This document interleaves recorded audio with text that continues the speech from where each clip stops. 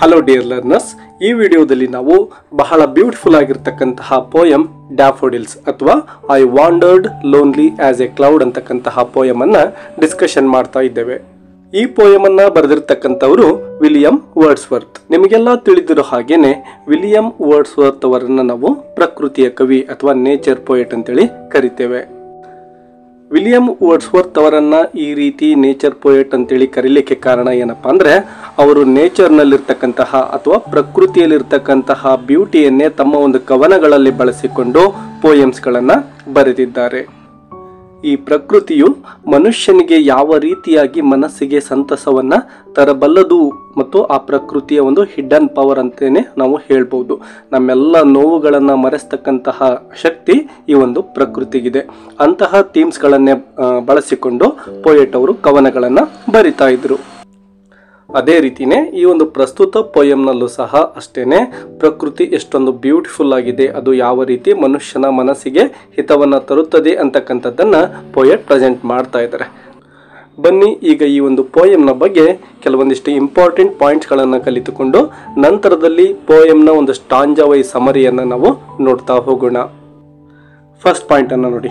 I wandered lonely as a cloud, also known as daffodils, was written by English poet William Wordsworth in 1804. Yes, ಈ ಒಂದು ಪೋಯಮನ್ನು ನಮ್ಮ nature poet William Wordsworth ಅವರು 1804ರಲ್ಲಿ ಬರೆದಿದ್ದಾರೆ. ಈ ಪೋಯಮ್ಗೆ 2 ಟೈಟಲ್ಗಳಿದ್ದಾವೆ, ನೆನಪಿಟ್ಕೊಳ್ಳಿ. ಮೊದಲನೇದು I wandered lonely as a cloud, ಇನ್ನೊಂದು ಡ್ಯಾಫೋಡಿಲ್ಸ್. ನೆಕ್ಸ್ಟ್ ಪಾಯಿಂಟ್ ನೋಡಿ.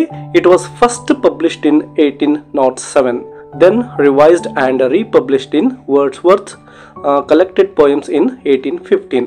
ಮೊದಲನೇ ಬಾರಿಗೆ 1807ರಲ್ಲಿ ಈ ಒಂದು ಪೋಯಮನ್ನು ಪಬ್ಲಿಷ್ ಮಾಡ್ತಾರೆ. ನಂತರದಲ್ಲಿ ರಿವೈಸ್ ಮಾಡಿಬಿಟ್ಟು ಮತ್ತೆ 1815ರಲ್ಲಿ ರೀಪಬ್ಲಿಷನ್ನು ಈ ಒಂದು ಪೋಯಮನ್ನು ಮಾಡಲಾಗುತ್ತೆ. Next point, the poem, considered one of the finest examples of English Romanticism, was inspired by a walk he took around Glencoyne Bay in the Lake District with his sister Dorothy in 1802.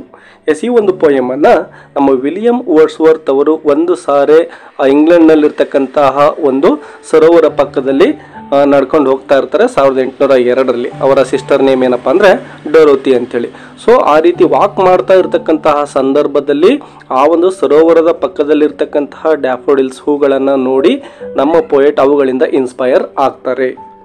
ಅದರ ಜೊತೆಗೆ English ರೊಮ್ಯಾಂಟಿಸಿಸಮ್ನ ಪೋಯಮ್ಗಳಲ್ಲಿ ಅತ್ಯುತ್ತಮವಾಗಿರ್ತಕ್ಕಂತಹ ಪೋಯಮ್ಗಳಲ್ಲಿ ಪ್ರಸ್ತುತ poem ಕೂಡ ಒಂದಾಗಿದೆ.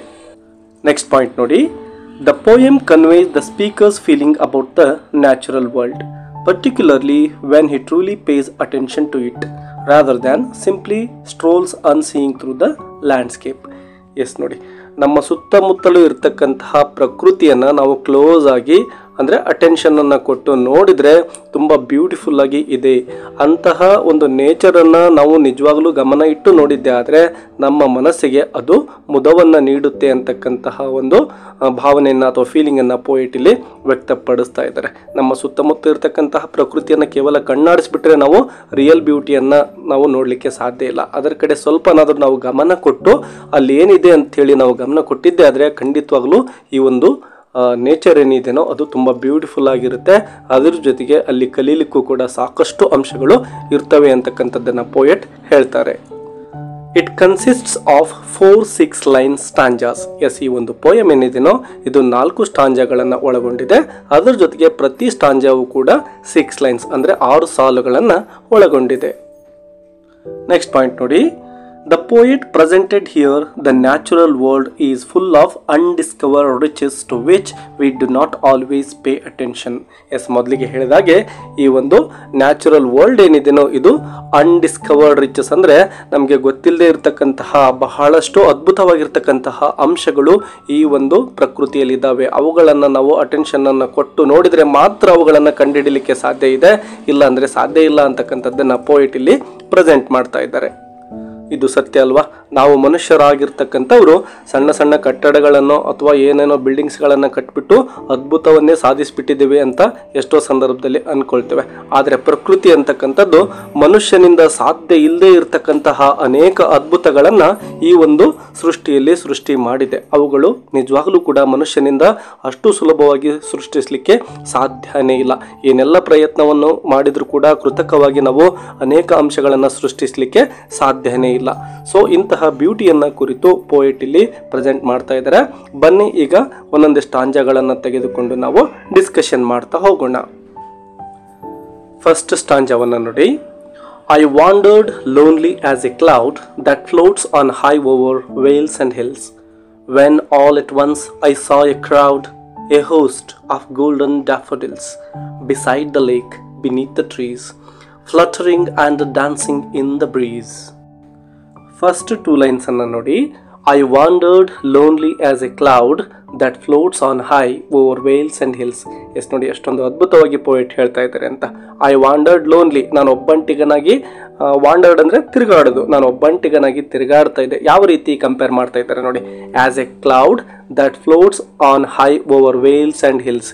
S, ಒಂದು ಕಣಿವೆಗಳ ಮೇಲೆ, ಪರ್ವತಗಳ ಮೇಲೆ ಯಾವ ರೀತಿ ಮೋಡಗಳು ತಿರುಗಾಡ್ತಾ ಇರ್ತಾವಲ್ವ, ಹಾರಾಡ್ತಾ ಇರ್ತಾವಲ್ವ ಆಕಾಶದಲ್ಲಿ, ಆ ರೀತಿ ನಾನು ಕೂಡ ಇಲ್ಲಿ ವಾಂಡರ್ಡ್, ತಿರುಗಾಡ್ತಾ ಇದ್ದೆ ಅಂತೇಳಿ ಪೋಯೆಟ್ ಹೇಳ್ತಾ ಇದ್ದಾರೆ. ಅಂದರೆ ಒಂದು ಸರೋವರ ಇರುತ್ತೆ, ಆ ಸರೋವರದ ಪಕ್ಕದಲ್ಲಿ ನಾನೊಬ್ಬನೇ ತಿರುಗಾಡ್ತಾ ಇದ್ದೆ ಅಂತಕ್ಕಂಥದ್ದನ್ನು ಅವರು ಇಲ್ಲಿ ನಮಗೆ ಹೇಳ್ತಾ ಇದ್ದಾರೆ.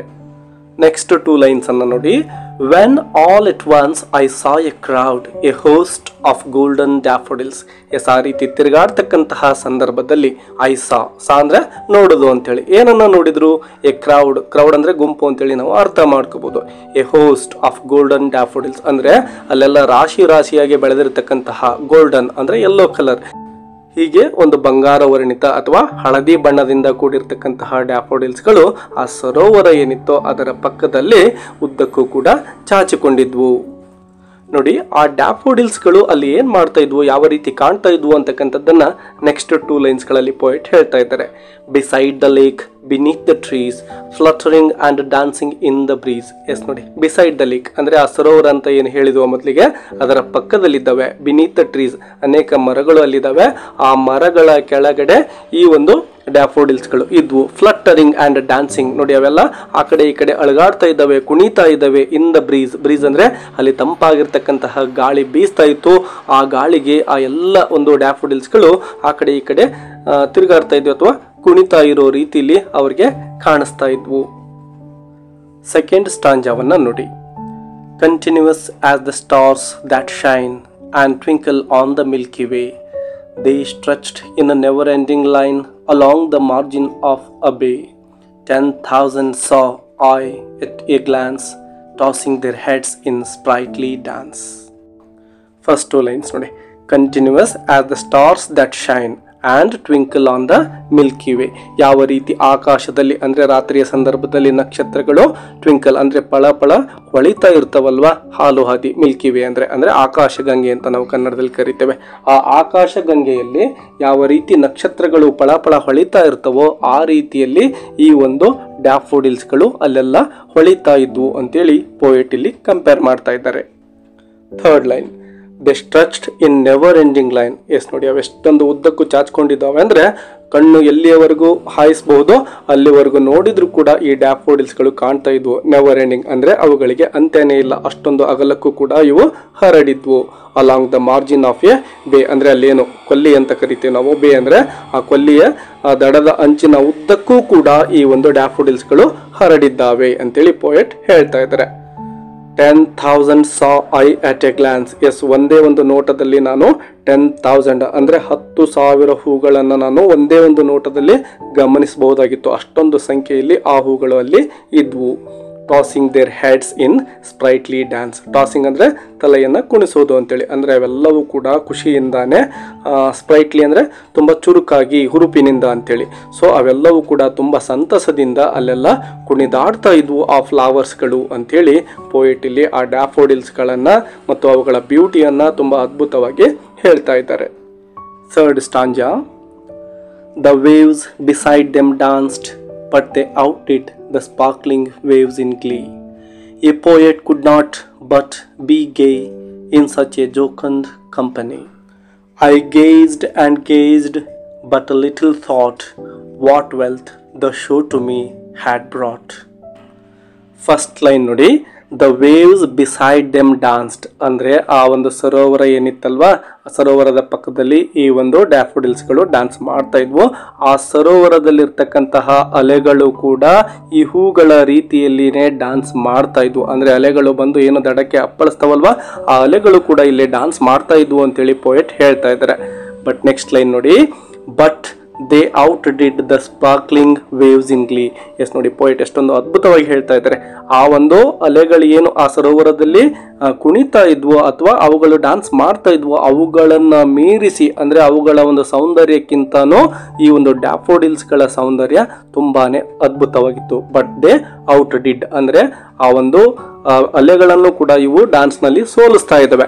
ದ ಸ್ಪಾರ್ಕ್ಲಿಂಗ್ ವೇವ್ಸ್, ಸ್ಪಾರ್ಕ್ಲಿಂಗ್ ಅಂದ್ರೆ ಹೊಳಿತಕ್ಕಂಥವು. ಅಂದ್ರೆ ಈ ಡ್ಯಾಫೋಡಿಲ್ಸ್ಗಳು ಕೇವಲ ಡ್ಯಾನ್ಸ್ ಮಾತ್ರ ಮಾಡ್ತಾ ಇಲ್ಲ, ಅವುಗಳು ಮಿಂಚ್ತಾ ಇದ್ದಾವೆ, ಅಲ್ಲೆಲ್ಲ ಒಂದು ಹೊಳಪನ್ನ ಮೂಡಿಸಿದ್ದಾವೆ. ಹಾಗಾಗಿ ಆ ಅಲೆಗಳಿಗಿಂತ ಇವುಗಳ ಸೌಂದರ್ಯನೇ ಹೆಚ್ಚು. ನೆಕ್ಸ್ಟ್ ಲೈನ್ ನೋಡಿ, A poet could not but B ಗೇ.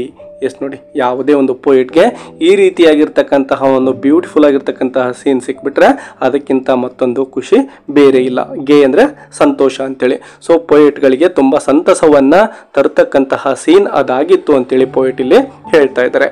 ಇನ್ such a jocund company. Yes, ಆ ಅಲೆಗಳಿರ್ಬೋದು, ಆ ಒಂದು ಡ್ಯಾಫೋಡಿಲ್ಸ್ಗಳಿರ್ಬೋದು, ಅವುಗಳು ತುಂಬ ಅದ್ಭುತವಾಗಿ ಇಲ್ಲಿ ಡ್ಯಾನ್ಸ್ ಮಾಡ್ತಾ ಇದ್ದಾವೆ. ತುಂಬ ಬ್ಯೂಟಿಫುಲ್ ಆಗಿರ್ತಕ್ಕಂತಹ ಲೇಕ್ ಕೂಡ ಅಲ್ಲಿ ಇದೆ. ಇಷ್ಟೊಂದು ಬ್ಯೂಟಿಫುಲ್ ಆಗಿರ್ತಕ್ಕಂತಹ ಒಂದು ಪ್ಲೇಸ್ ಇದ್ಬಿಟ್ರೆ ಸಾಕು, ಪೋಯೆಟ್ಗಳು ತುಂಬಾ ಸಂತಸವನ್ನು ಪಡ್ತಾರೆ. ಈ ಒಂದು ಜೋಕಂಡ್ ಕಂಪನಿ ಅಂದರೆ ಒಂದು ಫ್ರೆಂಡ್ಶಿಪ್ ಅಂತೇಳಿ ನಾವು ಅರ್ಥ ಮಾಡ್ಕೋಬಹುದು. ಜೋಕಂಡ್ ಅಂದರೆ ಸಂತೋಷಕರವಾಗಿರ್ತಕ್ಕಂತಹ ಅಥವಾ ಹಿತಕರವಾಗಿರ್ತಕ್ಕಂತಹದ್ದು, ಮನಸ್ಸಿಗೆ ಮುದವನ್ನು ನೀಡತಕ್ಕಂತಹ ಒಂದು ಪ್ಲೇಸ್ ಅದಾಗಿತ್ತು ಅಂತೇಳಿ ನಾವು ಅರ್ಥ ಮಾಡ್ಕೋಬಹುದು. ನೆಕ್ಸ್ಟ್ ಲೈನ್ ನೋಡಿ, I gazed and gazed. Gaze ಅಂದರೆ ನೋಡೋದು ಅಂತೇಳಿ, ಅಂದರೆ ಒಂದೇ ಕಡೆ ಗಮನವಿಟ್ಟು ನೋಡೋದು ಅಂತೇಳಿ. But little thought what wealth the show to me had brought. Yes, ಎಷ್ಟೊಂದು ಅದ್ಭುತವಾಗಿರ್ತಕ್ಕಂತಹ ವೆಲ್ತ್ ಅಂದರೆ ಸಂಪತ್ತು ಅಂತೇಳಿ, ಅಂದರೆ ಪ್ರಕೃತಿ ಎಷ್ಟೊಂದು ಸಂಪತ್ತಿನಿಂದ ಕೂಡಿದೆ, ಎಷ್ಟೊಂದು ಅದ್ಭುತ ಅಂತೇಳಿ ಪೋಯೆಟ್ ಇಲ್ಲಿ ಥಿಂಕ್ ಮಾಡ್ತಾ ಇದ್ದಾರೆ. Show to me had brought. Yes, ನನ್ನ ಒಂದು ಇಲ್ಲಿ ನೋಟ ಏನಿದೆ ಸುತ್ತಮುತ್ತಲು ಎಂತಹ ಅದ್ಭುತವನ್ನು ಈ ಒಂದು ಪ್ರಕೃತಿ ನನಗಾಗಿ ತಂದಿದೆ ಅಂತೇಳಿ ಪೋಯೆಟ್ ಇಲ್ಲಿ ಥಿಂಕ್ ಮಾಡ್ತಾ ಇದ್ದಾರೆ. ಇನ್ನು ಲಾಸ್ಟ್ ಸ್ಟಾಂಜವನ್ನು ನೋಡೋಣ. For oft when on my couch I lie in vacant or in pensive mood, they flash upon that inward eye which is the bliss of solitude, and then my heart with pleasure fills and dances with the daffodils. Poet ನೋಡಿ, ಇಲ್ಲಿ ಯಾವತ್ತಾದರೂ ನಮ್ಮ poet ಅವರ ಮನೆಯಲ್ಲಿ, couch ಅಂದರೆ bed ಅಂತೇಳಿ ನಾವು ಅರ್ಥ ಮಾಡ್ಕೋಬೋದು, ಮನೆಯಲ್ಲಿ ಬೆಡ್ ಮೇಲೆ ಕುಳಿತು ಅಥವಾ ಮಲಗಿರ್ತಕ್ಕಂತಹ ಸಂದರ್ಭಗಳಲ್ಲಿ ಅವರಿಗೆ ಬೇಸರ ಆದಾಗ ಅಥವಾ ಒಬ್ಬರೇ ಇದ್ದಾಗ ಆ ಒಂದು ಡ್ಯಾಫೋಡಿಲ್ಸ್ಗಳು ಏನು ಕುಣಿತಾ ಇದ್ವೋ ಆ ಸೀನ್ ಇವರ ಮನಸ್ಸಿಗೆ ನೆನಪಿಗೆ ಬರ್ತಾ ಇತ್ತು ಮತ್ತು ಅವರಿಗೆ ಸಂತಸವನ್ನು ತರ್ತಾ ಇತ್ತು ಅಂತಕ್ಕಂಥದ್ದನ್ನು ಈ ಒಂದು ಸ್ಟಾಂಜದಲ್ಲಿ ಅವರು ಹೇಳ್ತಾ ಇದ್ದಾರೆ. ಫಸ್ಟ್ ಲೈನ್ ನೋಡಿ, for oft when on my couch I lie in vacant or in pensive mood. Yes, ಯಾವತ್ತಾದರೂ ಆಫ್ಟ್ ಅಂದರೆ ಆಫನ್ ಅಂತೇಳಿ ಅರ್ಥ ಮಾಡ್ಕೋಬೋದು ಅಥವಾ ಆಗಾಗ ಅಂತೇಳಿ.